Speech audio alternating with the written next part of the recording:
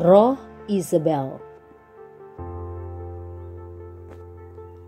Lalu datanglah Isabel, istrinya, dan berkata kepadanya, "Apa sebabnya hatimu kesal, sehingga engkau tidak makan?"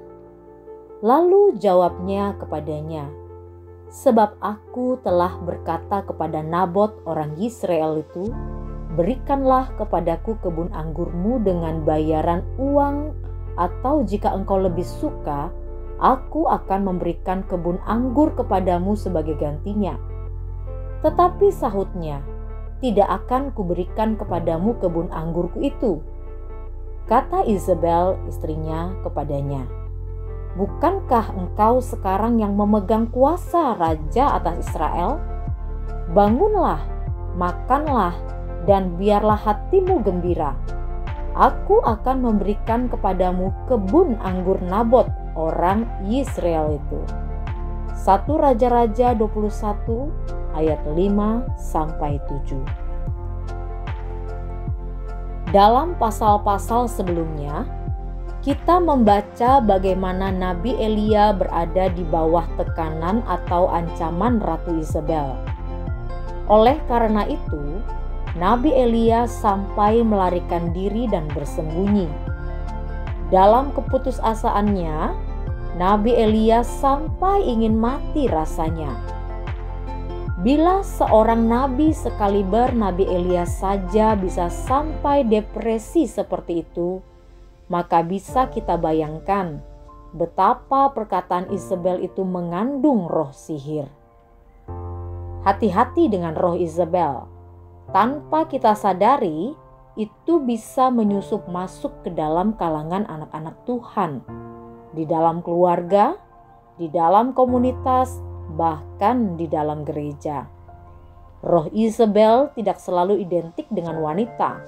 Seorang pria pun bisa dihinggapi roh Isabel kalau ia membuka celah.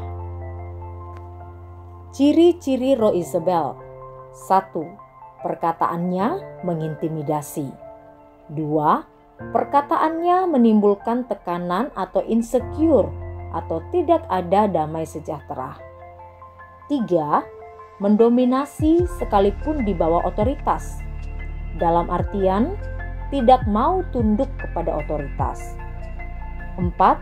Melawan atau memberontak. 5. Selalu merasa diri benar. 6. Otoriter. 7. Perkataannya mengandung sihir sehingga membuat lawan bicaranya tidak berani membantah atau menolaknya, padahal itu hal yang salah.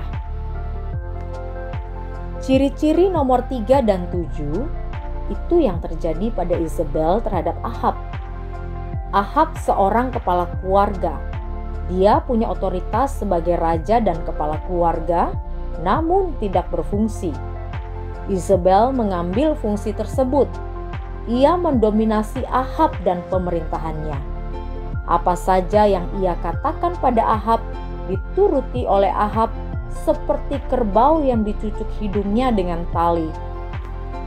Sehingga Ahab sudah tidak bisa membedakan mana yang benar dan mana yang salah.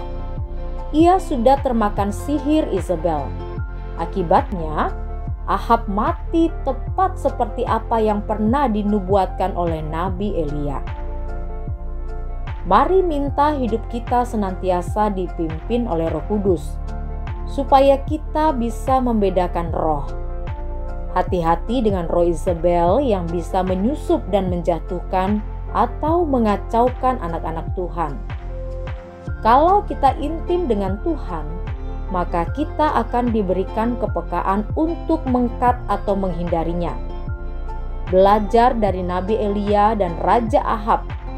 Jika mereka saja tidak luput dari serangan roh Isabel, maka tidak tertutup kemungkinan kita juga bisa mengalaminya.